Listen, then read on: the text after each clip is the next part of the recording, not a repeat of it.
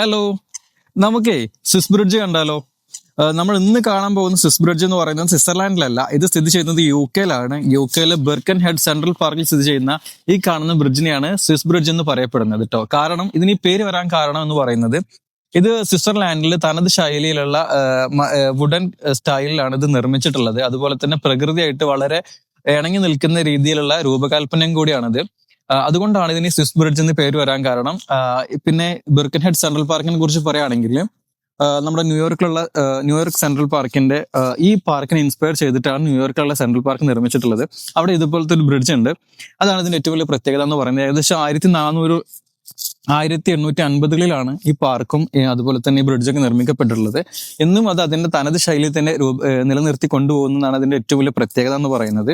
ഈ തടാകത്തിനോട് ചേർന്നിട്ടുള്ള ഈ ഒരു വ്യൂ എന്ന് പറയുന്നത് വളരെ മനോഹരമാണ്. അതുപോലെ തന്നെ നമുക്ക് ഈ ബ്രിഡ്ജിൽ നിന്ന് കഴിഞ്ഞാൽ ഇതിന്റെ ചുറ്റുഭാഗത്തുള്ള 360 ഡിഗ്രിയിലുള്ള നമുക്കൊരു വ്യൂ കാണാൻ കഴിയുന്നതാണ് മറ്റൊരു പ്രത്യേകത എന്ന് പറയുന്നത് കേട്ടോ.